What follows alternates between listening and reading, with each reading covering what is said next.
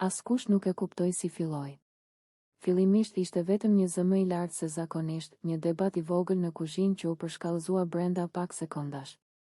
Kamera po ndiqte një bisedë të zakonshme, kur papritur mikrofonat kapën britma të forta, jo më fjalë, por ulërima paniku. Regjia u hutua. Operatorët nuk dinin këtë ndiqnin. Në ekran u pa vetëm një lëvizje e çrregullt, kamera që dridhej, fytyra të zbehta. Hapni derën. Zëri vinte nga korridori. Një zë femre, i ngjyrur, i thyer nga frika. Ju lutem, hapni derën, nuk ndihem e sigurt. Banorët dolën nga dhomat një nga një, të shokuar. Askush nuk po kuptonte çfarë po ndodhte realisht, por energjia në ajër ishte e rëndë, mbytëse. Një debat verbal kishte kaluar në përplasje fizike, shtyrje, tension ekstrem. Produksioni hezitoi për disa sekonda fatale, pastaj ekrani u bë i zi. Transmetimi ndërpritet. Në prapasken, kaos. Regjia bërtet në kufje. Çfarë po ndodh aty brenda? Hapni derën e emergjencës. Hiqni kamerat. Brenda shtëpisë, një banore dridhej, e mbështetur pas murit, duke qarë pa zë. Nuk dua të rri më këtu, nuk dua, ju lutem. Një tjetër banor po përpiqej të ndante dy persona që po bërtisnin njëri tjetrit, jo më për lojë, por nga një shpërthim emocionesh të mbledhura prej javësh. Nuk kishte më strategji, nuk kishte më role. Vetëm njerëz të lodhur psikologjikisht, të mbyllur në një hapësirë që kishte pushuar së qeni lojë. Kur transmetimi u ndërpre, jashtë shtëpisë filloi stui mediatike. Analiza e skandalit jashtë shtëpisë. Brenda minutave, rrjetet sociale shpërthyen. Çfarë ndodhi? Pse u fik live? Pse po bërtisnin, hapni derën? Thashë themet u rritën më shpejt se faktet. Çdo njeri kishte versionin e vet, një britm u kthye në histori. Një shtyrje u kthye në sulm. Një ndërprerje teknike u lexua si fshehje e së vërtetës. Publiku nuk kërkonte më sqarim, kërkonte gjah emocional. Produksioni heshti për orë të tëra, dhe kjo heshtje ishte benzina mbi zjarr. Sepse në reality show, kur nuk ka informacion, imagjinata e publikut bëhet brutale. Monologu i banores, pas ngjarjes. Unë nuk po them që dikush është përbindësh. Po them që kjo shtëpi na ka çuar në limit. Kur je i mbyllur, i vëzhguar, i gjykuar çdo sekond, një fjalë mjafton që gjithçka të shpërthejë. Kur bërtita hapni derën, nuk ishte skenar. Ishte frikë. Frikë nga humbja e kontrollit, jo nga njerëzit, por nga situata. Nuk dua të rri më në një vend ku zërat ngrihen më shpejt se arsyeja. Ku dhimbja përdoret për lojë.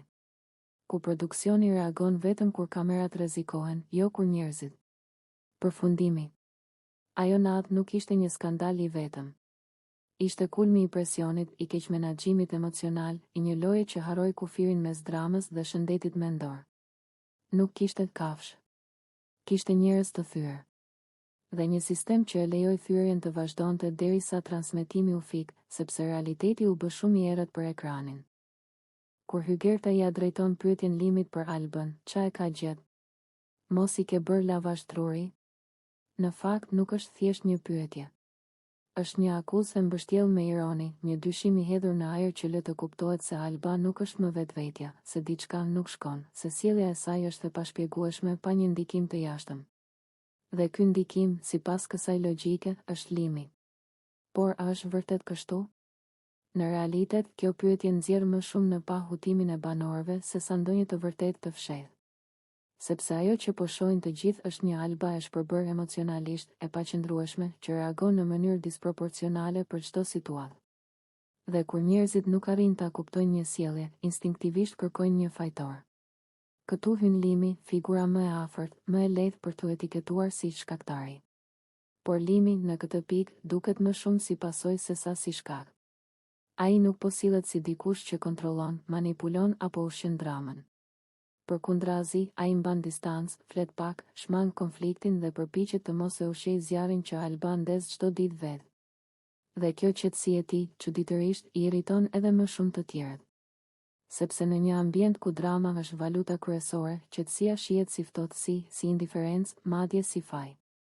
Hygerta, si shumë të tjerë, nuk e kupton se Alba nuk ka nevojë për lavazh truri për të mos u dukur mirë. Ajo po përballet me pasojat e zgjedhjeve të saj emocionale.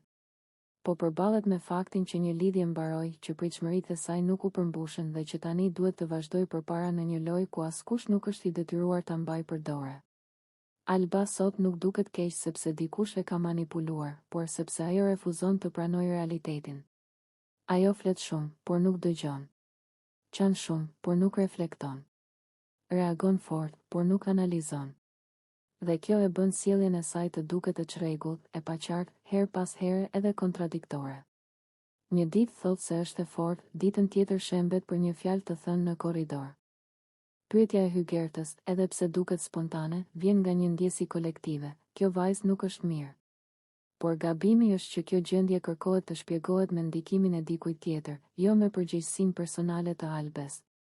Është më e lehtë të thuash dikush ja ka bërë, se sa të pranosh që ndonjëherë njerëzit thjesht nuk dinë ta menaxhojnë dhimbjen e tyre. E vërteta është që Alba po e përdor konfuzionin e saj si mburoj. Sa herë që vihet në diskutim, ajo kthehet tek emocioni. Sa herë që ngushtohet në argumente, ajo hap një kapitull të ri lotësh. Dhe kjo krijon idenë sikur ajo është e brisht, e ndikuar, e paqëndrueshme, kur në fakt ajo është thjesht e mbingarkuar dhe e papërgatitur për pasojat. Limi, nga ana tjetër, nuk ka nevojë të mbrohet shumë. Sjellja e tij flet vetë. Ai nuk e shfrytëzon gjendjen e Albes, nuk e provokon publikisht, nuk e ushqen dramën. Dhe pikërisht kjo mungesë reagimi e bën të duket sikur di diçka ose ka bërë diçka. Por ndonjëherë njeriu thjesht zgjedh. Alba nuk u përplas rastësisht me gjithë banorët. Kjo ishte pasojë direkte e mënyrës si ajo vendosi të menaxhonte ndarjen me Limin. Që nga ai moment, shtëpia u kthye në një skenë teatri ku çdo ditë luhet e njëjta shfaqje. Alba si protagoniste absolute, dhimbja e saj si temë qendrore dhe banorët e tjerë të detyruar të jenë spektatorë pa dëshirë. Nuk ka rëndësi çfarë po ndodh realisht në lojë, çdo rrugë të çon tek e njëjta pikë: Alba, ndarja, lotët dhe drama. Problemi nuk është se ajo po vuan. Ndarjet dhe zhgënjimet janë njerëzore. Problemi është se ajo refuzon të dalë nga roli i viktimës, sepse aty ndihet më rehat. Sa herë që dikush përpiqet t'i flasë me logjik, Alba e mbyt bisedën me emocione të tepruara. Zëri i dridhur, syt me lot, pauza dramatike dhe pastaj një fjalim i pafund që zgjet 20-30 minuta, ku përsëriten të njëjtat fjali në forma të ndryshme, derisa çdo mesazh humbet kuptimin. Ajo nuk dëgjon më askën. Çdo mendim ndryshe nga i saj interpretohet si sulm. Çdo kritik, sado e butë, shihet si padrejtësi. Dhe kjo është arsyeja pse banorët u kthyen kundër saj, jo sepse janë të pamëshirshëm, por sepse janë të raskapitur emocionalisht. Askush nuk ka energji të merret çdo ditë me një person që e shndërron çdo situatë në tragjedi personale. Ironikisht, Alba kërkon empati, por nuk ofron asnjë. Ajo nuk pyet si ndihen të tjerët, nuk reflekton mbi sjelljen e saj, nuk pranon që ndonjëherë gabon. Për të, gjithçka është bardhë dhe zi, ajo është e lënduar, të tjerët janë fajtor. Dhe kjo e bën dramën edhe më të rëndë, sepse nuk ka rrugdalje, vetëm rrotullim në vend. Ndërkohë, Limi vazhdoi përpara. Me qetësi, me distancë, duke u fokusuar tek loja dhe vetja. Kjo, në vend që ta ndihmonte Albën të çlirohej, e acaroi edhe më shumë.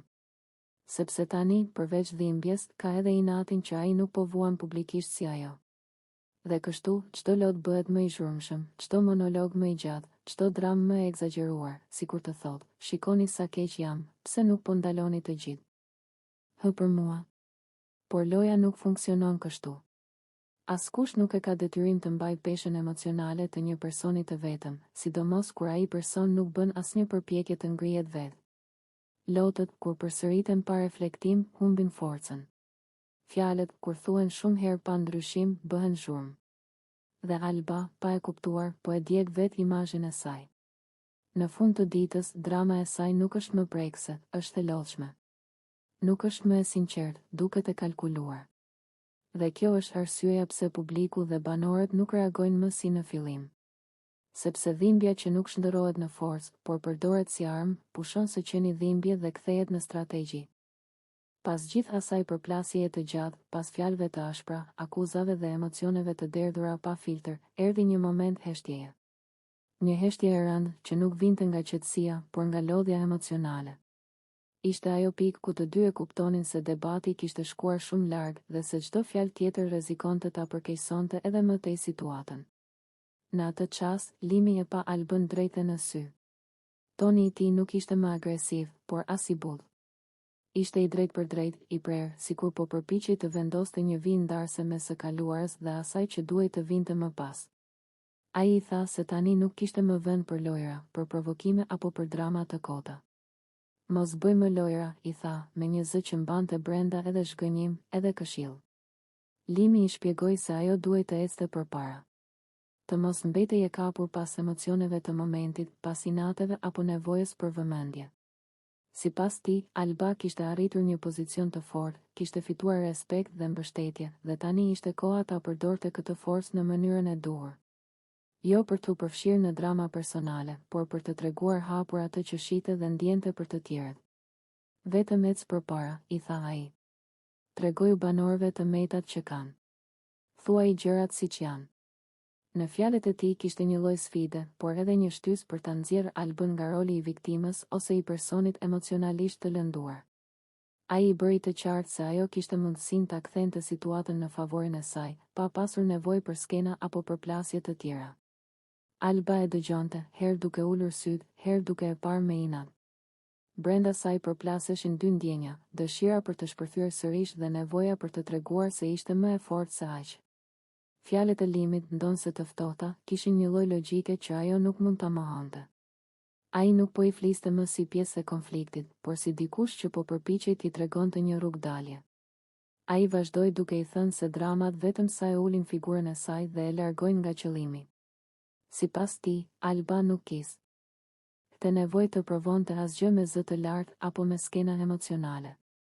Ajo duhej të fliste me fakte, me vëzhgime, me qëndrime të forta. Vetëm kështu do të tregonte se e kishte fituar vërtet lojën, jo duke u përfshirë në debate të pafundme. Debati i tyre nuk ishte më një shpërthim emocionesh, por një përballje mendimesh që zgjati gjallë. Secili fliste, ndalonte, mendonte dhe rifillonte. Ishte një përballje që nuk kishte më britma, por kishte peshë. Çdo fjalë linte pas një reflektim, çdo heshtje ishte po aq e fortë sa një akuzë. Në fund, Alba mbeti me fjalët e Limit që i silleshin në mendje. Ato nuk e shfaqsonin dhimbjen e saj, por i vendosnin një zgjedhje përpara, të vazhdonte me drama, apo të ecte përpara duke treguar forcë dhe qartësi. Konflikti mes tyre nuk u zgjidh plotësisht, por ai moment shënoi një kthes. Jo një pajtim, por një ndarje rrugësh emocionale. Ishte e qartë se nga ai çast e tutje, gjithçka do të varej nga mënyra se si Alba do ta përdorte zërin e saj, për përplasje, Konflikti mes Albës dhe Limit ishte një nga ato përplasje që nuk lindin brenda një momenti, por ushqehen ngadalë nga zhgënjimi, xhelozia dhe fjalët e pathëna. Për një kohë të gjatë, marrëdhënia e tyre kishte humbur ekuilibrin. Alba ndjente se po luftonte e vetme për diçka që dikur kishte kuptim, ndërsa Limi sillej gjithnjë e më indiferent, sikur gjithçka që kishin ndërtuar nuk kishte më peshë. Gjithçka filloi me debate të vogla, komente ironike dhe provokime të fshehura. Alba përpiqej të fliste, të sqaronte ndjenjat e saj, por shpesh përballej me mbyllje dhe ftohtësi. Ajo e ndjente se Limi nuk ishte më i njëjti, se vëmendja e tij ishte shpërndar diku tjetër. Përmendja e Dolces ishte ajo që e thelloi edhe më shumë hendekun mes tyre. Për Albën, Dolce nuk ishte thjesht një emër, por simbol i gjithçkaje që ajo ndjente se po humbiste. Dita e konfliktit ishte e ngarkuar që në fillim. Tensioni ndihej në ajër, në mënyrën si shmangnin shikimin e njëri tjetrit, në heshtjet e gjata dhe frymëmarrjet e rënda. Alba nuk e mbajti më brenda. Ajo shpërtheu, duke i hedhur në fytyrë Limit gjithçka që e kishte lënduar, sakrificat që kishte bërë, faktin që kishte lënë njerëz dhe ndjenja pas për të, kohën dhe energjinë që kishte investuar, ndërsa nga ana tjetër kishte marrë fjalë përçmuese dhe mungesë respekti. Debati u zgjat për rreth 30 minuta. Zërat u ngritën, fjalët u ashpërsuan dhe çdo fjalë sillte një tjetër akuzë.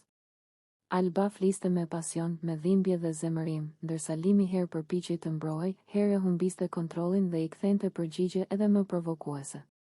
Asnjëri nuk dëgjonte më, të dy ishin të fokusuar vetëm te nxjerrja e mllefit. Situata doli jashtë kontrollit kur fjalët nuk mjaftuan më. Alba, e pushtuar nga emocionet dhe ndjenja e padrejtësisë, reagoi në mënyrë impulsive dhe e goditi Limit me shpull.